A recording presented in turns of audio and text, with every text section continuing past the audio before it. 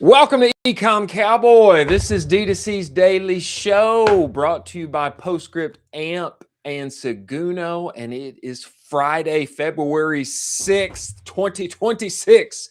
We got a jam-packed show for you today. There's a number of incredible things happening, Colin.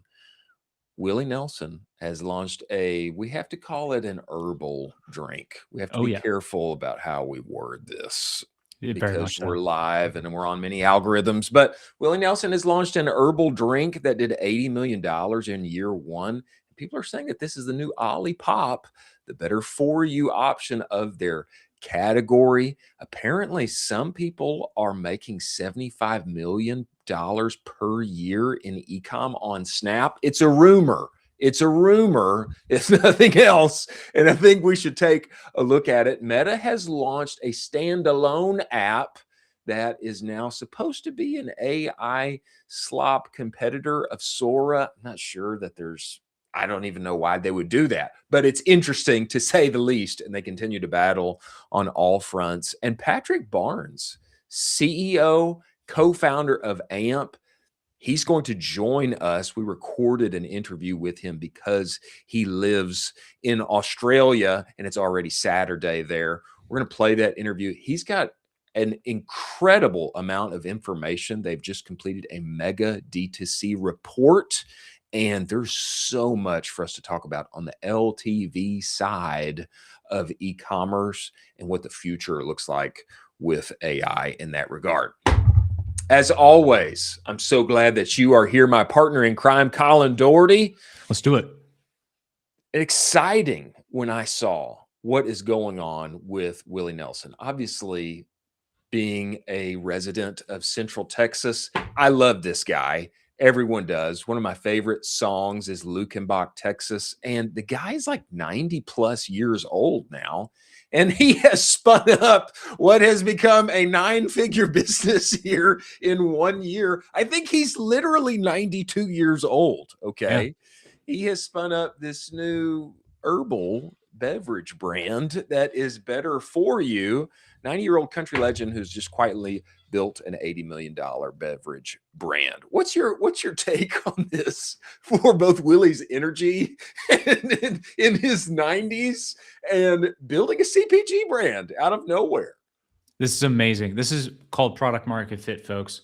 This is the perfect product for Willie. This is also taking some really amazing trends that are happening right now with kind of alcohol going a little bit to the side. These CBD and THC drinks are kind of on the rise as well. And so he just hit a perfect window here. He's a really likable, amazing persona to have as front of the brand.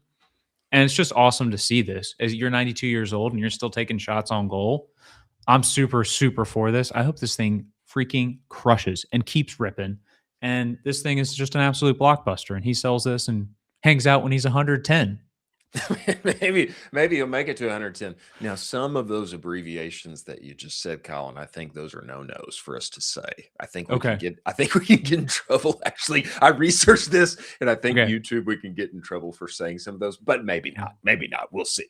But I think this has very much become a solidified kind of replacement ritual. And I think, like you said, this has just got so many. It's just got so many waves behind it. Obviously, he is the very best person in the whole world to start a brand like this. Okay. Oh, man. His personal brand has been known in this regard for many decades. Okay. Maybe Snoop Dogg is the only other person who could kind of compete with him in this area. Also, just the branding and the look of it and everything. It's Western, it's Americana. You know, it's got that dusty, deserty kind of country, Central Texas kind of feel. So it's got his credibility, distribution, timing. Obviously, it's a breakout time for it. And it seems to me like better for you is here to stay. I don't think that we're going to be going back to, hey, here are the super sugary things that everybody loved in the 90s.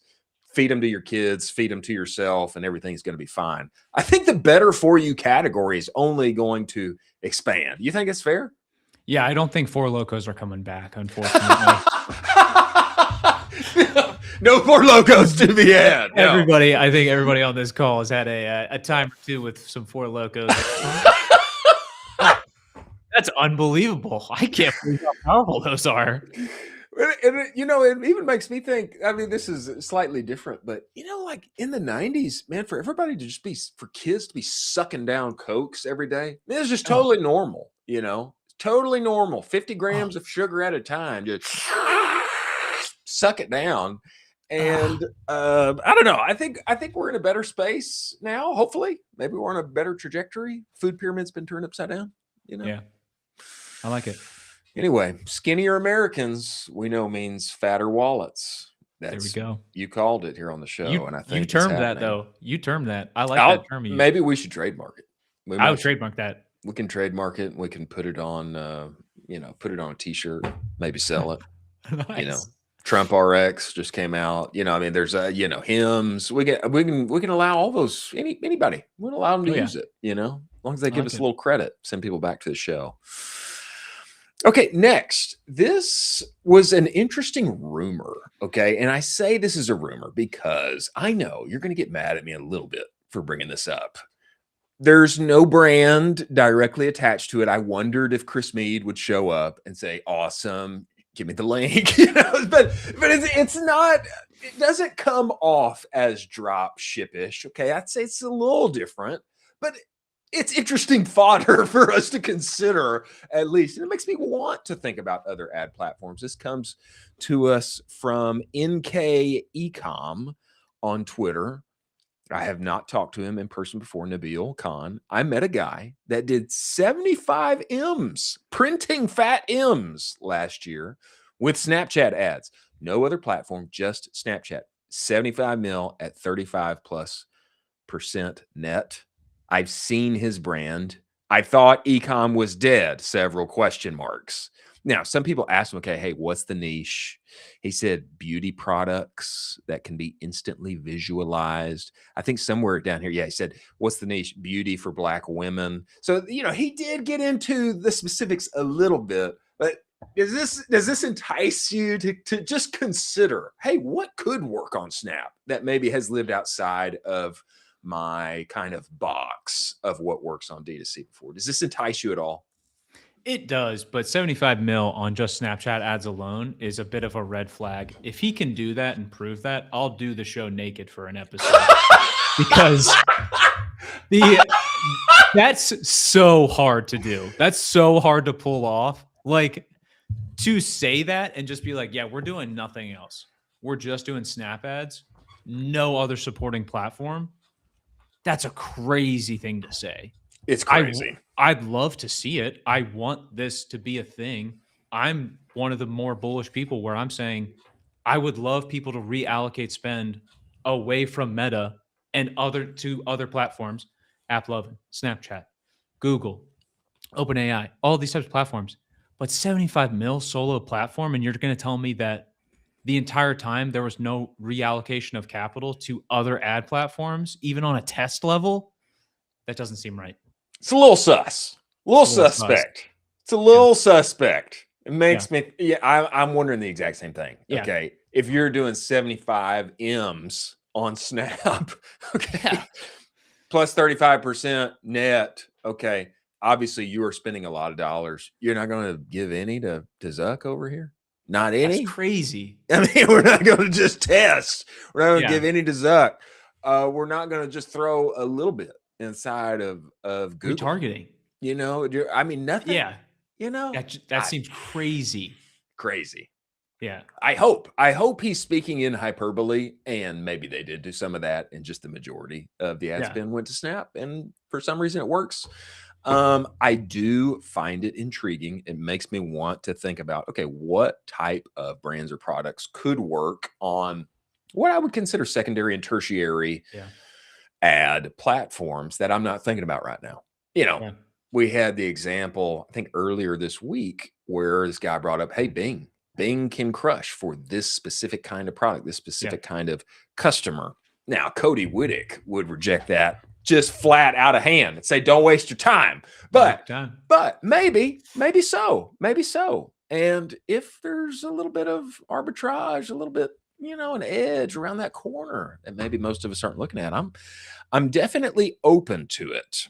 I'm happy to test. I'm happy to test if there's a misunderstood app platform and D2CX just not getting it too much. I'm happy to dip my Yeah. toes, especially if you throw me some of the ad credits. Yeah, this is like when somebody says like, "Oh, have you tried Taboola out?" And you're like, "Brother, where are you?" Like, Bro, the hilarious thing is that I'm very open to Taboola. I'm very open to Taboola. I am. I found the one so guy. open. And I would definitely say you got to have the right thing. Sure. It's not for everybody. It's just not. It's got to be one of those. It's got to be one of those products that's relevant to like, oh my gosh, she said she was only 50, but she's actually 72 and she looks so incredible. It's got to be like one of those kind of things. And then you got the article and anyway, but not for everybody, but could be for somebody. Don't sleep on Taboola. Yo, Taboola agencies don't come for me. I still want to meet. I looked a little bit this week. I have yet to meet like a dedicated Bing agency. Oh, I know. I've looked for them too. I can't find them either. I haven't found one. If you exist, whoever can hear my voice, come to us. We want to talk to you. Anybody else who is maybe so there are some people who are absolutely crushing on Snap. We want to talk to you. Come on the show. Tell us about it. And Taboola too. Hey, why not? Yeah. Taboola, we'll take it. Okay, before we move forward to our next story, we need to talk about Focus. And I'm talking about Postscript, incredible partner of the show. They do what nobody else in our space does when it comes to SMS. They obsess over this one thing and one thing only. And that's why they can get outsized results for their customers. I know because I was one of them. We partnered together on a brand I was working inside of, and we went from making basically no money on SMS to being a top 1% account on their entire platform, both qualitatively and quantitatively within a year. Now, what's average, what's normal, what's pedestrian is for you to get a plus 22% increase in SMS revenue when you make the switch. Why, Chris? Why is that? Why is that normal? Why do people always grow their money when they make a switch? Because this is all Postscript does. They only do SMS. They're not trying to also do your email and also do this and that and your reviews and blah, blah, blah. They only do this because they obsess over it. They're really good at it. Go to postscript.io/SMS-benchmarks. You're going to be able to find out, hey, my brand, my vertical, my revenue band, what's normal? How can I get my SMS revenue up? Talk to Postscript, tell them that we sent you. They're going to help you go up and to the right in 2026. Many thanks to our partners at Postscript.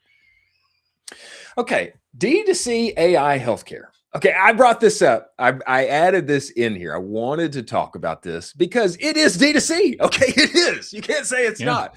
It is software-enabled service. This is Lotus. And the way this founder opens this tweet, I think is very wise. It's 100 million Americans don't have a primary care doctor. So we built Lotus. Lotus is the first AI doctor powered by real doctors, able to refer, diagnose, and prescribe not generic AI advice, treatment by licensed clinicians, free and available at any time. Okay, so a few things that I found compelling about this is that number one, this kind of felt inevitable, like this was coming at some point. And there's a fancy video that I don't think we need to watch, but this felt inevitable, but it's also kind of scary a little bit. It's a little bit terrifying to me. The way that he couches it and describes it inside of the video is, hey, you're talking with the AI. It's going to make recommendations. Doctor's going to come in, human doctor's going to come in and make suggestions, clear, give the thumbs up to whatever the AI has said, and then you can get your drugs, you can get your care, whatever you need. But the part that gives me pause is it's free. Okay, if it's free, then how is one being paid for said service? I think Lotus raised like $400 million or something. And so this is my question to you, Colin. Like if something is free, that means we are the payment. It's like our attention on the Meta ad platform. like it's free for us to use, right? But we are the thing that's being monetized. and that's what we in D2C are taking advantage of. So this gives me a little pause. It's a very interesting Sean, as quipped by our good friend Taylor Holiday, friend of the show, a software enabled service or agency. But how is this thing making money? I don't know. Yeah, I don't know. I mean, are they either they're doing a couple things. Either they're selling the data back to basically a private equity or a VC. I don't know. This is just me guessing. So they're selling the actual data back to somebody, or they are serving ads within platform, maybe. Oh. But then that's like kind of weird. But I think a really important part of this is the doctor is available 24/7 all the time. I know that I at least I've tried to make doctor's appointments or checkups and stuff, and it's like, hey, first available date is 4 months from now on like a Tuesday at 3:30. Are you available? And you're like, oh, cool. I didn't have anything I wanted to do with my life that day. That sounds perfect, actually. I hope that healthcare goes in this direction in general. I hope it is more D2C just like this. I don't know how it's going to work. I would happily pay a monthly fee on top of this if this actually worked, where I could have basically a concierge doctor. I mean, the more wealthy and kind of upper echelon execs already have this. It's called concierge doctors. Basically, a private doctor takes care of, 30, 50 patients at a time. He's available 24/7. You can email him or text him, and basically you just get all the stuff and he can deal with you personally.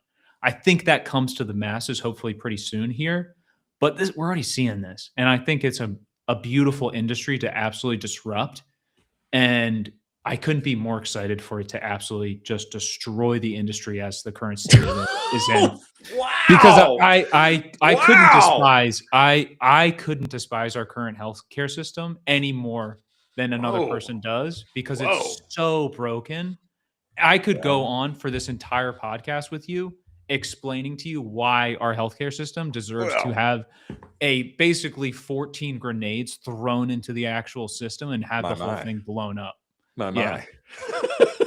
It's a hot button issue for me, dude. It's really hot. I can tell. It's a hot button issue. Go ahead. I'm just going to say the reason everything costs so damn much is because insurance I mean, I'm going on a tangent, but the bureaucracy levels where everything, and then you have this where it's a direct consumer, almost immediate rip, instead of 15 insurance companies trying to make 3% off of a $15,000 bill. Well, this is the beauty of D2C, is cutting out the middleman. I mean, that's why e-commerce became, sexy in the first place. There's arbitrage there, cut out the middleman, get it delivered directly to my house. And now this is an AI healthcare version of that. I want it to work. I want it to be good because, like founder brought up the point, there's 100 million Americans. It's like a third of our country that does not have primary healthcare, primary doctor. Okay, that's a problem. That needs to be solved. Now, I just hope on the backside of this, somehow my eyeball data and my blood cell reports aren't getting sold somewhere else. I don't really want that to happen. You're okay with it? I'm fine with it, dude. I'm fine with it. Scott Galloway, one of the NYU professors, he's very famous. He's sold 2 of his companies. He's worth a boatload of money. He has said multiple times, if I was a young gun right now going up and raising money, I would attack the bloated carcass that is the healthcare industry, that is floating down the river, that is just siphoning money away from the everyday American. And no one's figured out how to just disrupt this thing. So many startups have tried. Like an ungodly amount of startups have tried, dude. And I just doing it. I want it to happen. Lotus. KJ at Lotus. He's doing it, man. He's taking Scott Galloway's advice. On the backside of this, quickly, before we move to what the tech, we got some great. I thought that might be interesting to call our tech stories. What the tech? We just test drive it. We just drive it a little bit. We just test it out. But before we get there, in this same vein, which I know that you are a fan of, wearables, health, preventative care. This is from Claire, a non-invasive continuous hormone tracker, which I find very interesting. This is a little less in my wheelhouse. I'm not sure that I don't think I need my hormones tracked. Obviously, they've got a lady featured here in this photo, and it seems styled to be stylish for the female half of the earth. But we track steps, we track sleep. Now we're tracking hormones. Why is this important? Why is this a missing layer in personal health data? Do you find this interesting and compelling? I think you do. This thing is going to be $100 million company. You think so? Right now on the show, and I will give you 3 reasons why. Well, please. First reason, we talk about devices that are wearables. They have to look good. Yeah. Is a prime example. This looks really good. It looks good. Second example, the main, I would say, primary person that is on for marketing ads, marketing channels, is a female within this kind of demographic age group. Yeah. The third example, that is the biggest one that nobody really talks about, is the massive rise in infertility in the United States that has basically been plaguing a ton of people. That makes sense. And you combined all of these trends into one thing, and you then allow it to be non-invasive, a really nice wearable. You kind of make it a good style. It's like a fun thing to wear. And then you give a lot of data back. You already are following the trends of Whoop and these types of things. This is a behemoth of a company that just started. This is going to be a $100 million company. That's a good point. I didn't think about the infertility trend and how a wearable that looks good might help you track that and also enhance your percentages of having a child, should you want to do that. Huge. That makes a ton of sense. Okay, well, I get why this is a big point now. I get that this is a big point. Now, do men track their hormones? Do they need to track their hormones? Is there a use case for men? You could. I mean, you could track your hormones and you could track your like blood levels and all that stuff. But I think it's more so for women for their actual, potentially getting pregnant. It's a little bit more important for that specific use case. Oh, that makes sense. Makes all the sense in the world. Wow. Yeah. Well, hey, congratulations to Claire then. Welcome to the world, Claire. Huge. We're happy that you're here, and we want to have you on the show and talk to you. Whoever said, person behind Claire is. But great name, and great looking product and great solution. Very cool. Okay, moving forward here to What the Tech. We've got a few very interesting articles, stories, timelines that are playing out here on the tech side of our business. First and foremost, I know that when I say this, people are going to think I am mispronouncing the name. I am not. Okay. Spotify, not Shopify, Spotify. Has collaborated with bookshop.org to sell books. Spotify is in the book business. Okay. It's just, I thought for sure I'm reading this wrong. It seems a little out of date. Amazon started selling books a long time ago. Spotify, aren't you competing with like Netflix and YouTube and Apple Podcasts? Like, what are we doing here selling physical books? But here we are. Nonetheless, Spotify is selling physical books. Obviously, I think the platform frames itself as a taste curator, not just a utility. Obviously, it's trying to capitalize on audiobook listeners and graduating that experience to physical ownership. And I think they have a kind of a angle on this where they're not taking people to Amazon. They're taking people to like an indie aligned local retailer where they can buy said book. I think all that's interesting, but this feels like 15 years too late for me. If I was inside of those meeting rooms, I'd think, hey guys, like, can we like TikTokify our app a little more? Can we like lean into short form? Can we like make all of these podcasts that we have on here, these video podcasts that are dominating that we've invested in, can we make them more findable and searchable inside of our experience? Can we take our experience to the big screen?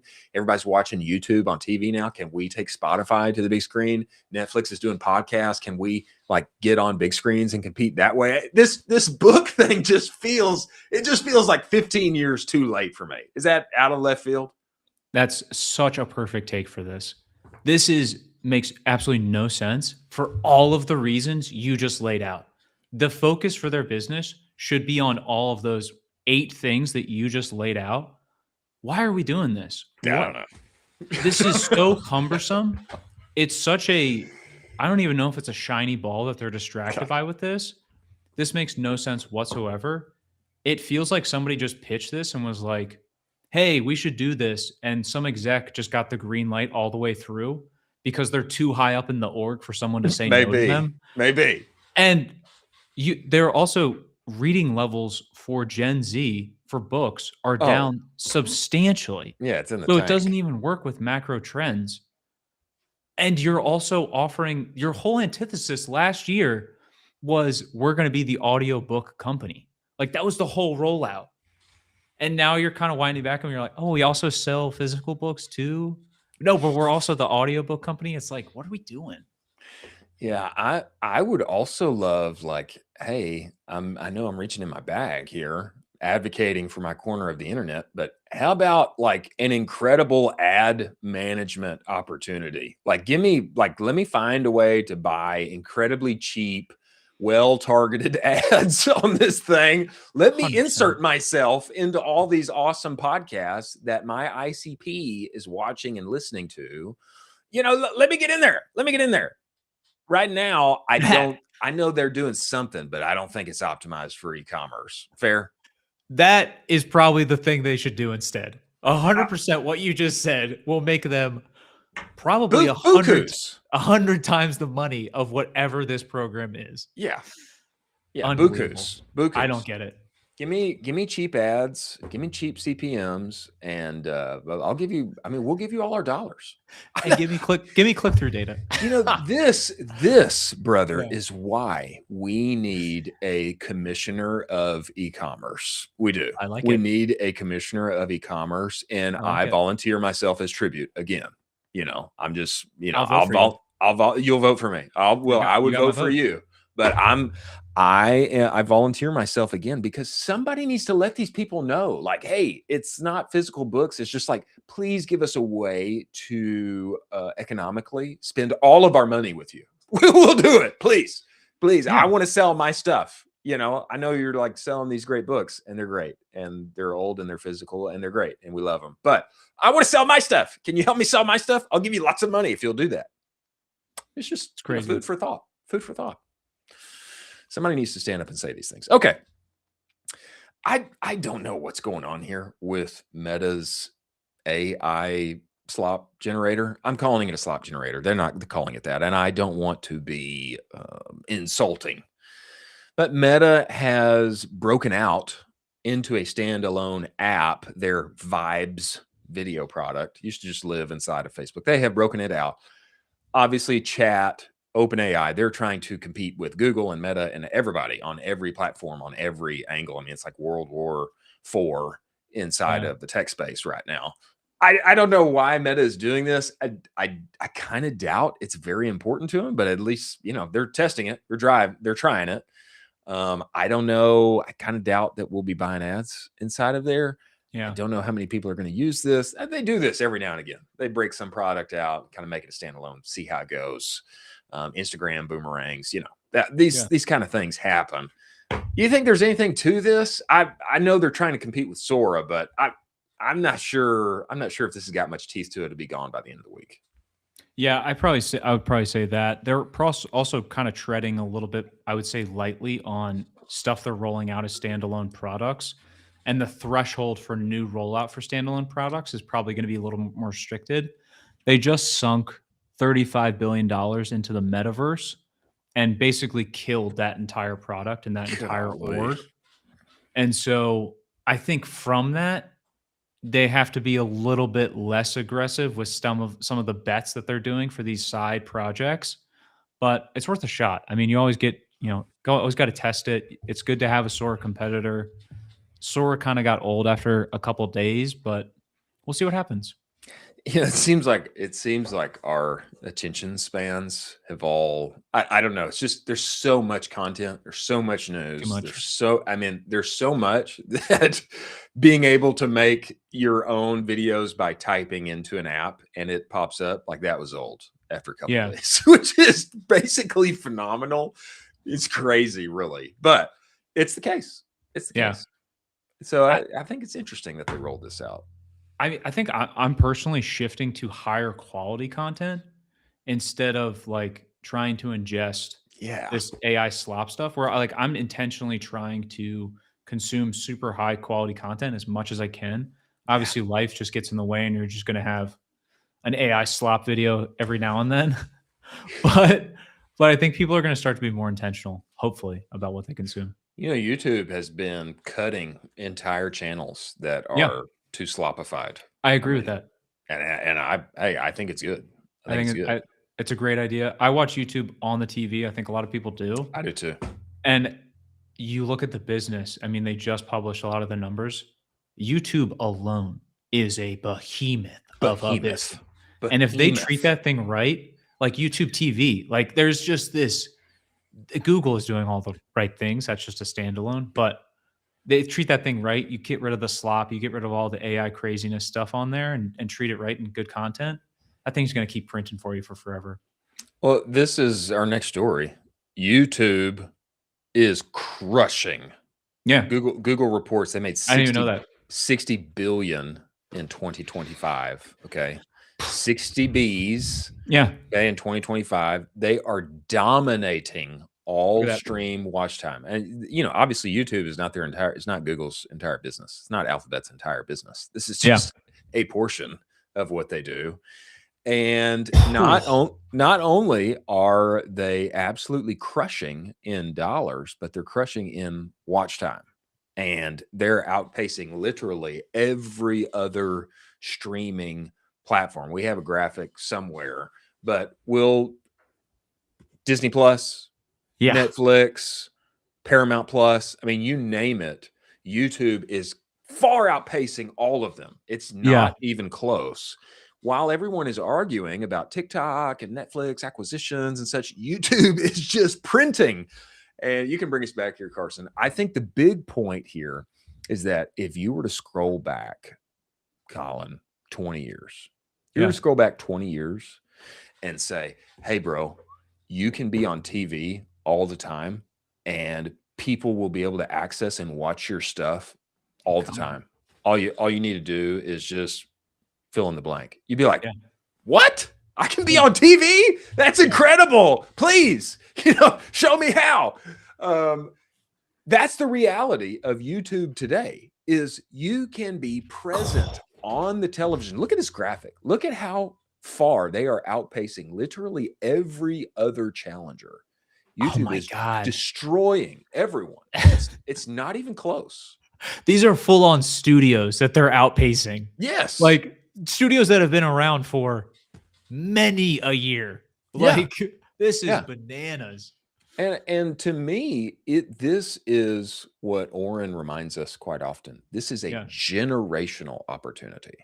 And obviously, when he says that, he's talking about other platforms too, Instagram, TikTok, etc. But specifically with YouTube here, this is a generational opportunity to be present, findable, to be niche, to be knowledgeable, to be watched, to increase value for your watcher and your listener. This did not exist. It did not exist ever in the world. You can be streamed right into people's living room and kitchens and bedrooms every day. It's wild. It's wild. And I don't know, man, it's got this power to the people aspect to it where hey, just upload. And so for brands and for creators and for founders, I think the time is absolutely now. You got to hit upload. You got to get on camera and hit upload. It's a generational opportunity. You can get CPMs, eyeballs, attention for free inside of their home as if you are sitting there talking with them on the couch. It's incredible. It's incredible to me. And now more than ever, I want to pull a Timothy Chalamet and go 10,000% hard, 10,000% hard. You know, just within a year, 18 months time, back when I was at Bruce Bolt, we became literally top 3, top 2 subscriber-based brands inside of baseball, inside of our niche, just within 18 months. How? By literally taking the TikToks and Instagrams that we were already making and putting them over on YouTube Shorts. That was it. Yeah. That was the strategy. Okay. It like doesn't get any simpler than that. We became one of the biggest voices on YouTube inside of our niche. How? Simply by copying and putting our content there. Now, we did some other special stuff, but the basis of my point is like, it's huge. And a lot of times you'd be surprised how little advantage it's taken of in our world. Now's the time to upload. Agree, disagree, crazy? Absolutely. And also, as part of that little report that you showed up there, any of those 6 businesses that were put in that little graph there for Google specifically would be a beautiful standalone business. You are talking about a generational standalone business for any of those 6. Yeah. And Google owns all 6 of them. All of them. Under one roof. And there's something we didn't even talk about that was kind of just a little footnote within that report, which I think is going to be an absolute rocket ship moving forward, is Google owns Waymo. Waymo, self-driving, and all of the things moving forward with self-driving in the future, it's only going to move towards more self-driving. It's not going to ever move past, and we're not going to ever go backwards to less self-driving. The curve is only going to shift towards more self-driving. Google has all of the money to make the technology work, and they own one of the best companies in the space for it. How could you not be bullish on Google right now? Yeah. How could you not? It's incredible. How could you not? Moving forward here, before we get to the grand finale and highlight of our show, which is Mr. Patrick Barnes himself, I want to talk with you about one of our partners, and this is Seguno, who I'm coming to here, Carson. Seguno is the only marketing suite that lives entirely inside of Shopify. Why is that important? It means your emails, your reviews, your banners, your pop-ups, etc. It's all right there where you already work and play every day. And why is that important? It means that your data that usually has to be synced and integrated and you hope is kind of duct taped together good enough to at least give you an accurate read of what's happening inside of your email. Your Shopify data is the data when you work with Seguno. It is built for lean teams with big aspirations. And this is a big reason why it got Shopify's 2024 Build App of the Year, because of the uniqueness and the ability that they have given arming the rebels, so to speak, inside of Shopify to grow and live out the American dream. One-click automations, actual humans helping you. They're not going to send you off to a partner of sort to set up your email, your automations, etc. Even though you have problems inside of Shopify, you can talk with them because they worked so closely with Shopify over the years. The great thing is they are set up to help you scale. If you don't have a full-time email marketer on your team right now, you should be working with Seguno. They're going to help you find more dollars, make it easy on yourself, fewer headaches, and more greenbacks in your pocket at the end of the day. Go to Seguno. They'll give you a free trial. If you tell them Colin and I sent you, they'll give you a 30-day free trial. Go to seguno.com right now. Many thanks to them for being sponsors of the show. Now, as we move forward here to the man himself, co-founder and CEO of AMP, Patrick Barnes. This is Patrick, CEO. I got to set this up a little bit. Okay. The reason I need to set this up, we recorded this earlier because he is on Australian time. So right now it is literally, I think, in the middle of, it's like 3 or 4 a.m. over there Saturday morning. Yeah. We recorded this earlier. I want to set this up because there's a few things that are crucial here to pay attention to. AMP has just completed a D2C mega study where they analyzed $10 billion in revenue, many millions of customers, their interactions, etc. And what stood out here that Patrick will dive into, stood out to me, he dives into it here, is that the most profitable brands, they're usually not paying or having the cheapest ads. Actually, a lot of times they have a more expensive CAC. The most profitable brands a lot of times have a more expensive CAC, which is counterintuitive. And they're winning because they have understood and taken advantage of lifetime value. They've taken it seriously, made it top priority. And there are also some other aspect of their business in which they're crushing. They are top tier in. So he's going to dive into that as we talk. And one takeaway I really think that you should put in your back pocket now, and you listen for it while you're listening to this interview, a 10% lift in LTV, which can be a little amorphous. How do I increase LTV? A 10% lift in LTV is worth 2.3x more than decreasing your CAC by 10%. Okay. Wow. I know we're all trying to get cheap CAC, cheap CAC, cheap CAC. But if you just turn your attention, focus here on more value on the backside after you acquire them, it's actually worth almost 2.5 times more for your endeavor. So listen to this interview with Patrick. It is a barn burner. We will be back here afterward and wrap up and talk about it more. Okay, go ahead, Carson. This is Patrick. Patrick, CEO and co-founder of AMP. Man, we really appreciate getting you on here and you making the time. Welcome to the show, my friend. Thanks, Chris. Appreciate it. You know, I've been digging into this mega report that you guys have put together here recently. I think it's like something like $10 billion in evaluation and millions of customers. I think what really stood out to me, and we'll bring it up here, but what really stood out to me is that I'm always thinking in every business that I've been involved with, how can I get my CAC lower? That's always the fight. But I think what this report brings out and why we should get into it is because I think really the bigger issue is not the CAC side, it's the LTV. It's getting people back inside, back to the website and buying more. Is that a takeaway from you from this big study you guys have put together? Yeah, in my mind, there are actually two separate takeaways. So one is, there's always been this focus on driving down CAC. I think that what this report shows is the best brands can pay more to acquire customers. So like when I read the report, because obviously the report, we quote unquote wrote it, but it's not editorial, right? It's the output of the analysis. So I read it the same as everybody else, right? So I think I saw it when it was done. Like I didn't see it. Exactly. So I think the first thing there would be on the CAC side. My takeaway there is the merchants.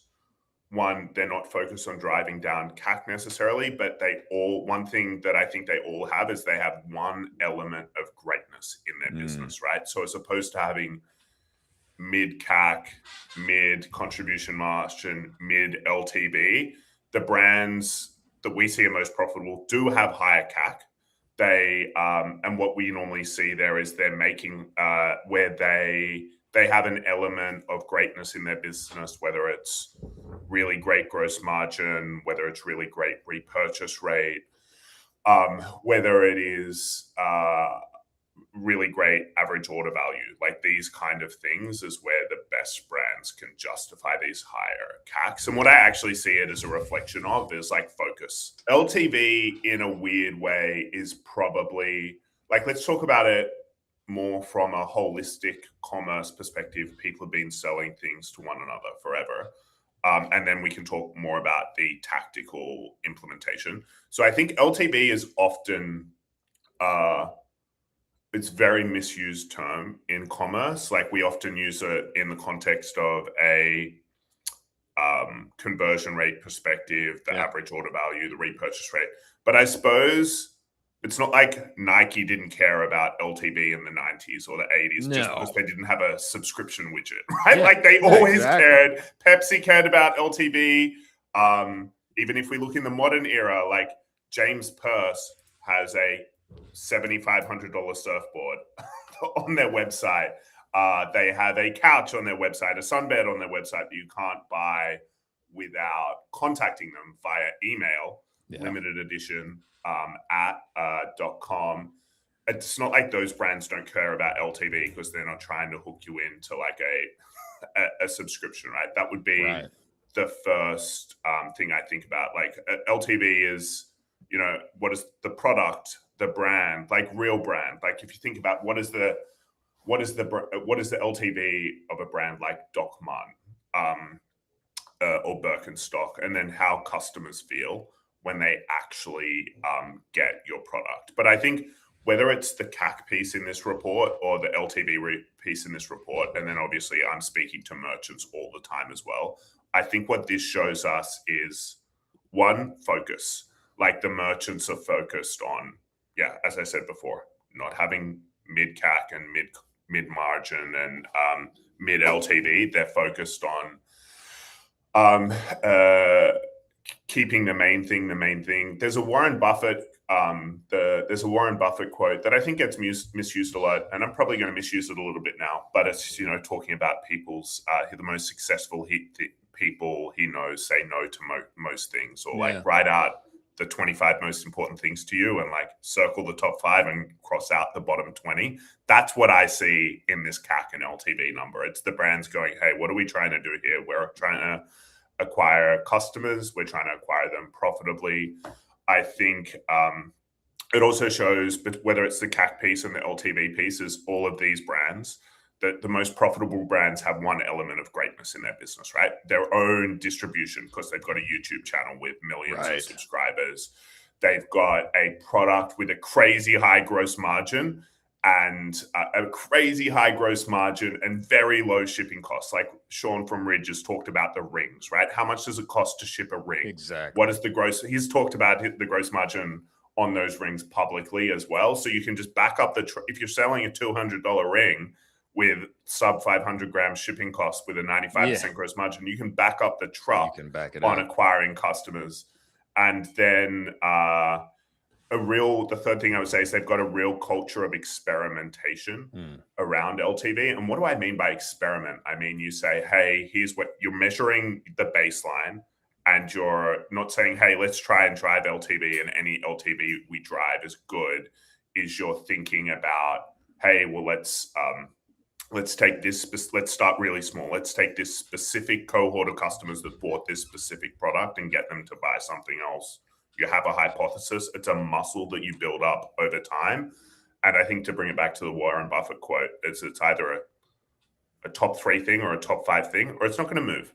And that's the decision of the brand. But if it's not somebody's key KPI, it's just not going to happen. If there's not a unified way where it's tracked across the business, it's not going to move. What I have found in my conversations with founders and marketers is that working on LTV is a little more amorphous, and it's so easy to focus tactically, tangibly on the CAC piece. How can I get better ads with better clicks? You get such great feedback loops, right? You can be doing like minute by minute. You can just be hitting refresh on that dashboard. You can check. You go to the bathroom, you finish washing your hands, you check, you get feedback. Check your phone. You're like, the dopamine is insane. Exactly. It's like adult video games.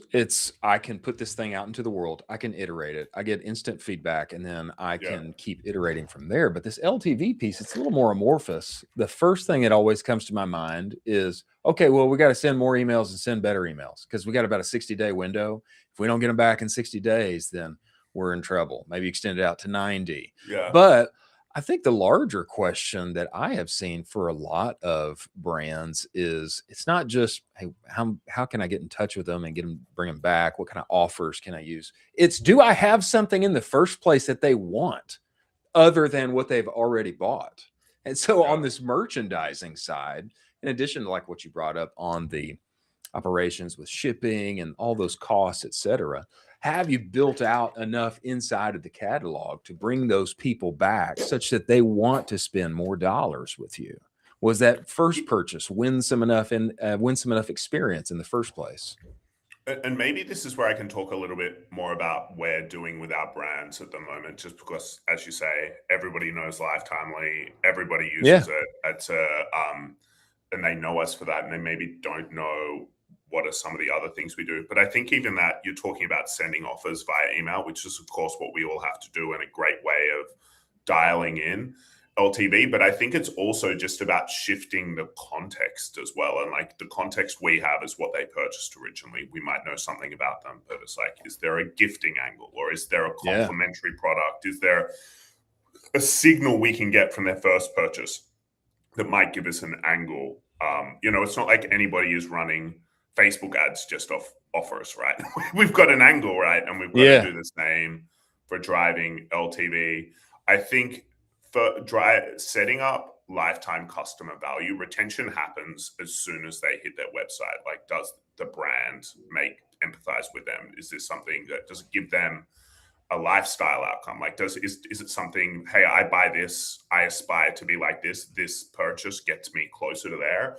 But I do think that's interesting, is one of the things the brands are doing. So everybody knows us for Lifetimely. We also have cart, post-purchase, bundle, upsell, all of these, upsell, all of these profit surfaces, right? So there's all these surfaces on the website that, are ways that merchants interface with their customers. And we can do, you can do loads of things to generate more profit through those surfaces. You have free shipping thresholds. You do upsells based on purchase, based on what they have in their basket already. You do a post-purchase upsell that's maybe not that hard to bite off, right? Like you're not trying to post-purchase upsell a $1,700 smoker. I think what we're seeing brands do, like what we're helping brands with now, is like, one is that let's say that whole merchandising process, right? How does it work now? Somebody does some analysis, right? They look at what SKUs are being purchased, what the LTV is, like maybe set up some SKUs that have higher repurchase rate, or set up some SKUs that have people who have bought those SKUs are more likely to come back and purchase in the future. They're what we would call an LTV driver or a hero product. So they go in and they do some analysis, right? Here's the SKUs I think we should sell that's going to drive more upselling or more offer acceptance on the side. And then you go through and you set them up, and you set them up in the cart product. And then you go back into Shopify admin and you search for your post-purchase app, and then you go set it in there.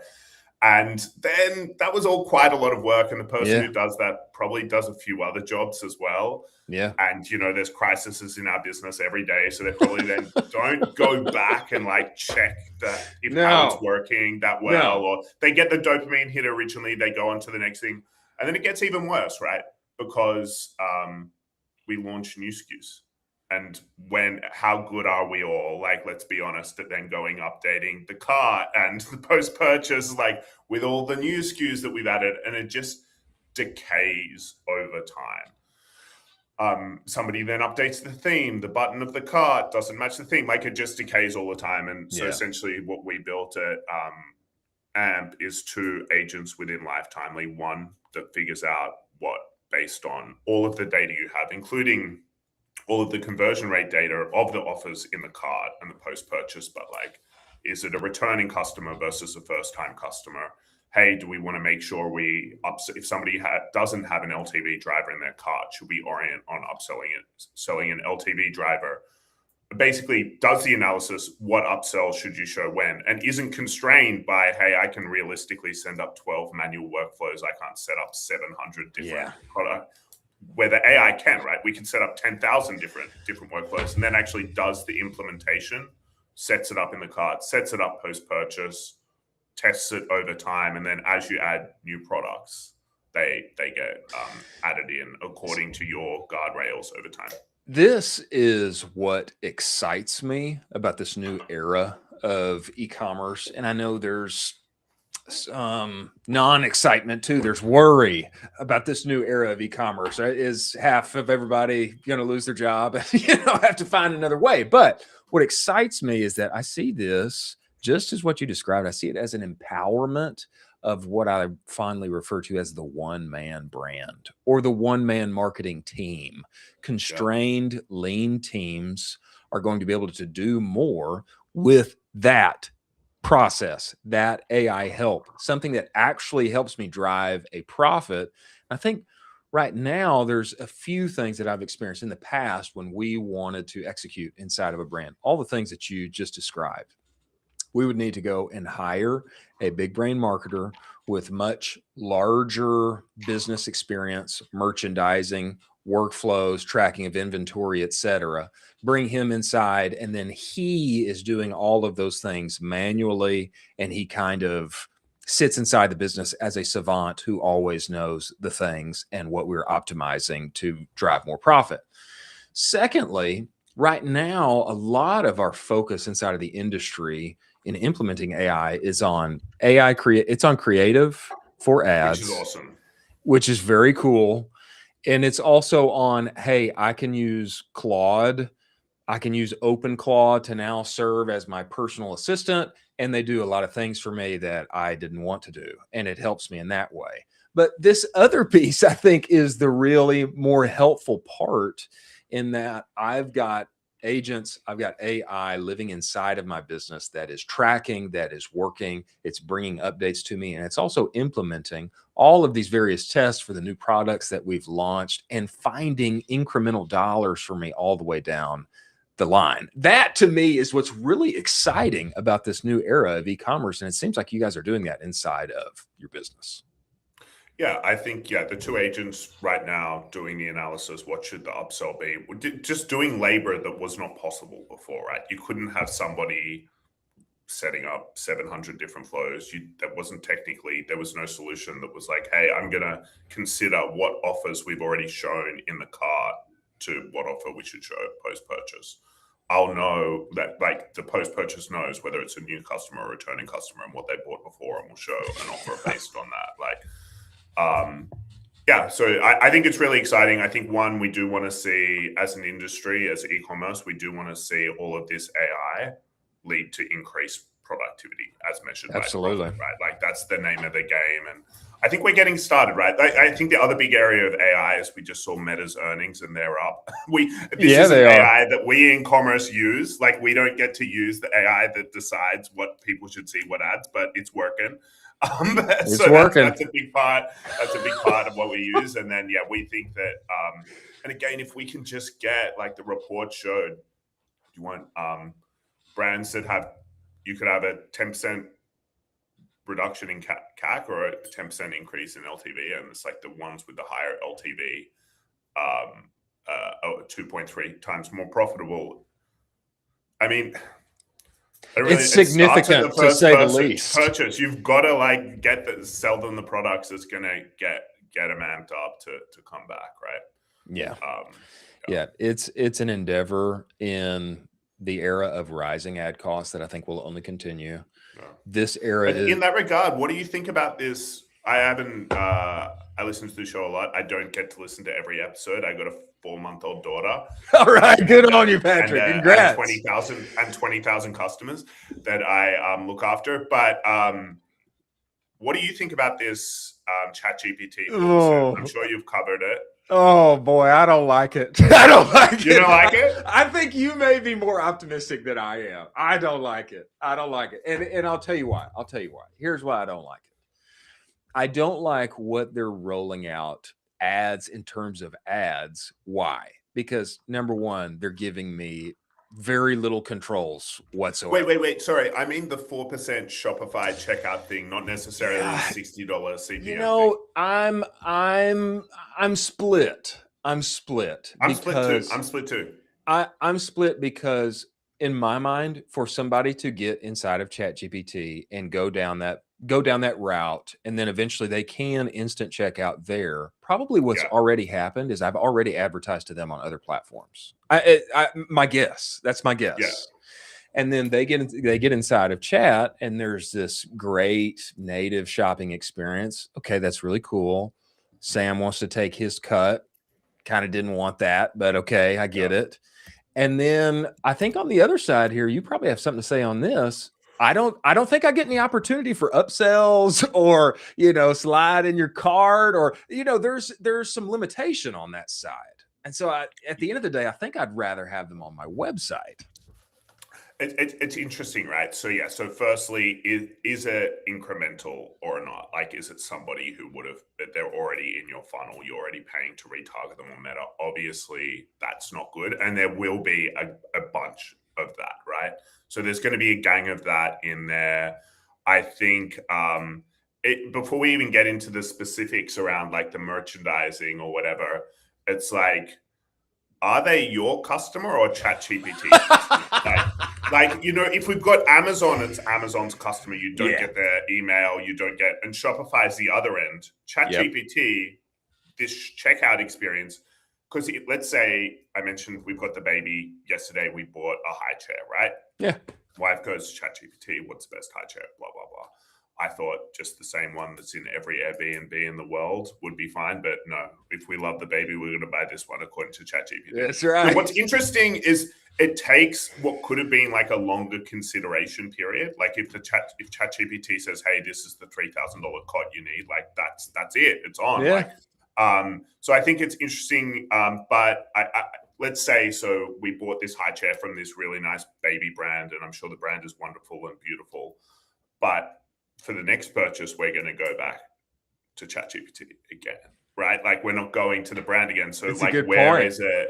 Like, sure, they get my email, they get to target me, whatever. But it is interesting. And then I think you don't get to sell your hero product, your LTV driver. Like you're just selling whatever ChatGPT wants you to sell. And we all have SKUs, right? We all have dead stock. We all have products that we know are more adjacent to the mission than like our mission critical ones. There's no upselling. So yeah, the brands can take the 4%, provided it's not like 100% of the people who are in the funnel are going to buy anyway. I personally don't think that is true.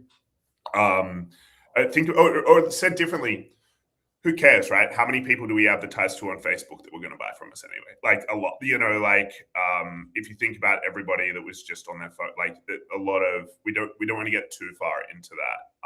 I was just looking on something online just before this. I stopped because we had this appointment. Yeah. It doesn't mean I'm going to see an ad. They're going to pay to target me on Facebook. The advertising engine will kick in and then start showing me all of their competitors' ads as well. It'll happen again. Yeah. I bought like 6 wetsuits from this company. Like I'm probably good to go on the wetsuit.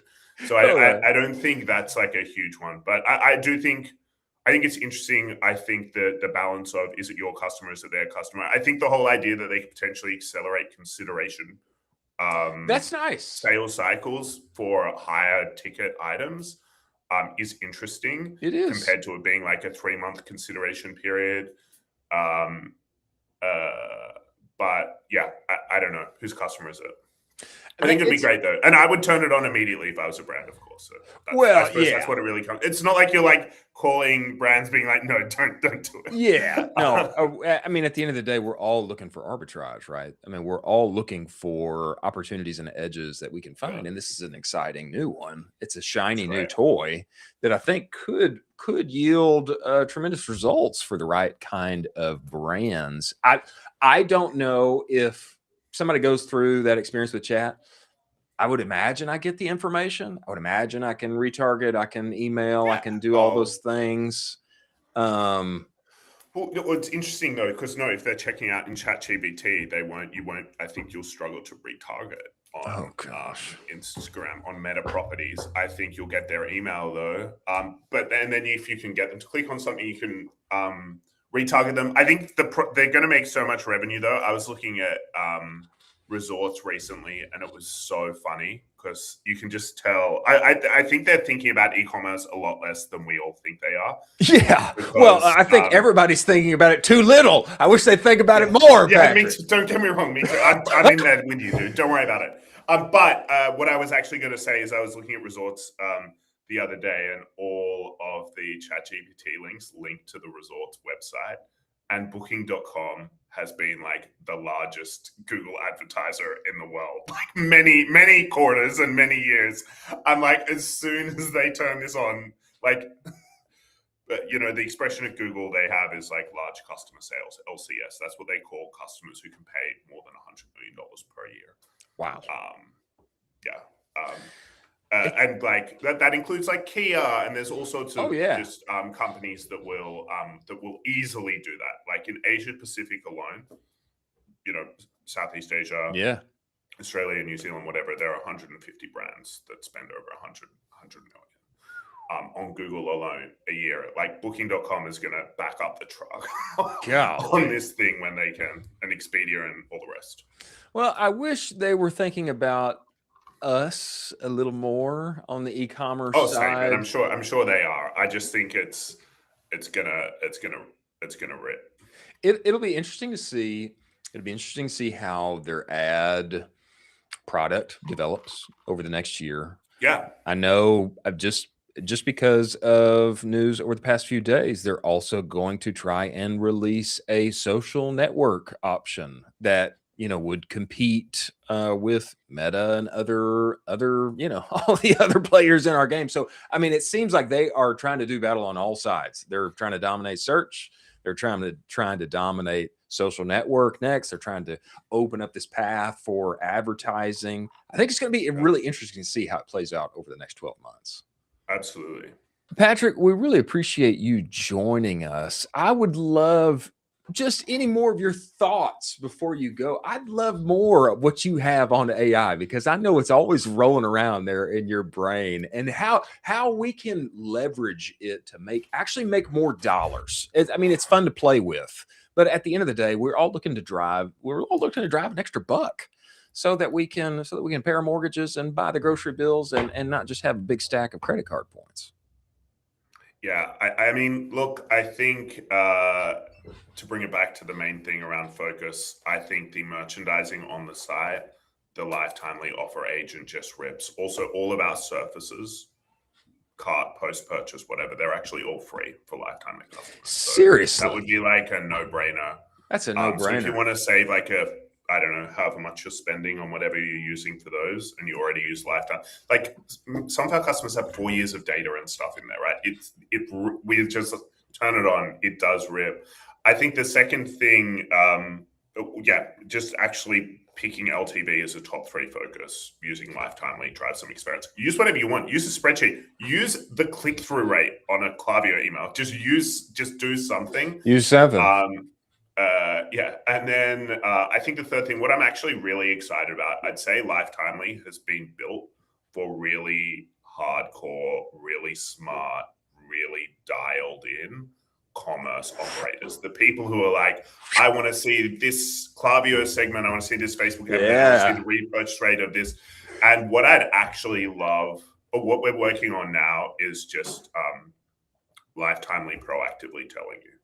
Okay, imagine you have the really smart people in our industry, just, like what they know to ask, it going like, hey, you should be asking this. Here's this information. Or here, this cohort is garbage. We've got to stop. We've got to derank this product. I love that. We've got to stop advertising this product. We've got to, hey, this cohort of customers, it looks like you think you're profitable when shipping overseas, but you're not. This is no good. So I think that's what I'm excited to work on next. Well, that kind of 30 days. 30 days? Yeah, I'm calling it 4th of March.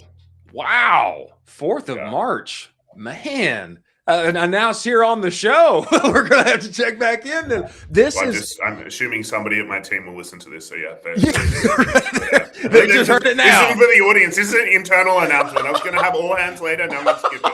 Internal memo has been announced. Well, people are working on it already. We've got an initial version out. I think it's really, the models are getting so much better. It's crazy the progress that's been made in the last 6.5 months, I would say.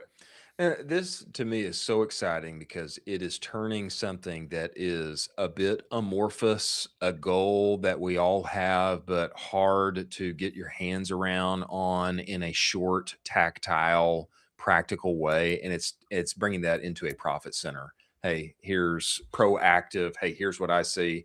Change this, try this, stop sending there, dump this product. It's a loser. That's exactly the kind of help that we need from AI. We need those eyes and that analysis happening all the time so that we can be making more money while we sleep. So I think that's Yeah, really if we exciting. think we've all launched new products and say driven advertising dollars behind them, and maybe a few months later we realize the returns rate is no good, the repurchase rate of those customers is no good. What if we could figure that out a lot faster? But it might rip, it might be Yeah. like it might have really low CAC. It may happens to everybody, and we just want to recommend being able to actually do more actionable recommendations that drive profit, or let's not wait till somebody realizes the question they have to ask, because we have all the data. Right? Exactly. The agent can recommend it. Exactly. That's good. That's good. Not having to wait until I think, oh, let me prompt this and ask this question. Yeah, That's it's exactly just what we there all all the need. time. Exactly We're going what to do we it all in need. Slack too. You do it in Slack? Your human employees work for you in Slack. We think your artificial employees should as well. I like that. That's right. That's great. All right, 30 days. Well, we got to do a check-in. Patrick, we appreciate you making the time and coming on the show, my friend. And we look forward to having you back again. Thanks, Chris. Appreciate it. Incredible. I mean, I think you listen to that.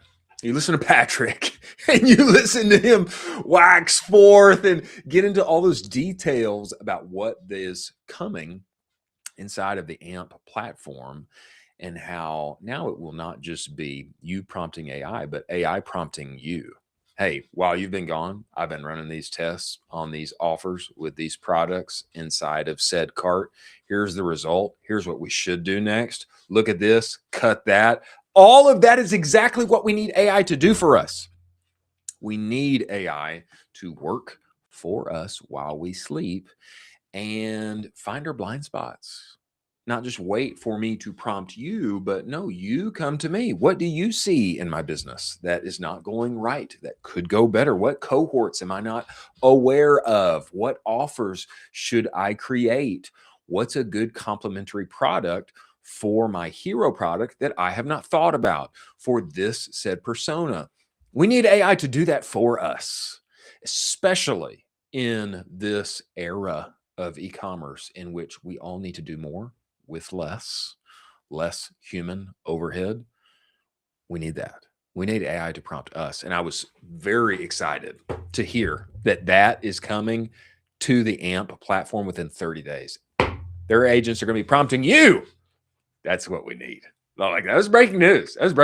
Not a small thing. To happen here on the show. Well, just to tie a bow on this, and I just want to tell you guys, just to give you a little descriptor, if you don't know about AMP, if you can't explain how your business is doing in a sentence or two, or how your business is doing inside of a dashboard, a single dashboard, I'm not sure you know how your business is doing. Carson, go ahead and bring up the AMP logo here. I'm talking about AMP specifically in their tool, Lifetimely. It is my favorite tool of theirs, but that's not all that they do. Lifetimely allows you to be able to answer the question succinctly, directly, quickly, concisely. What is my CAC? What is my LTV? How are we tracking toward forecast? The good news is, if you're inside of a team and your boss wants to know that, you can answer them immediately like that. You can point them and say, look at this beautiful, visually pleasing dashboard, and let me answer all of your questions. Or let's say you're at the top of the totem pole and your team wants to know this or that. Now you look big brain smart to everybody on your team that you hired, because you can answer all of those questions. But the point is to be able to scale with confidence in 2026. Don't we all want to be able to scale with confidence in 2026? If you don't have your numbers down pat, my friend, I'm not sure that you can scale with confidence in 2026, especially on the backside of what Patrick told us with what is coming with their AI tools. This to me is a no-brainer. When you sign up with Lifetimely, you get the rest of their platform for free. Incredible value. It's a no-brainer. Make it easy on yourself. Scale with confidence in 2026. Go to AMP, get on their platform, take it for a test drive. Find yourself a few more dollars at the end of the day. Many thanks to our partners at AMP. Thanks to Patrick for joining the show. As we head here into the weekend, I want to say thank you for joining us.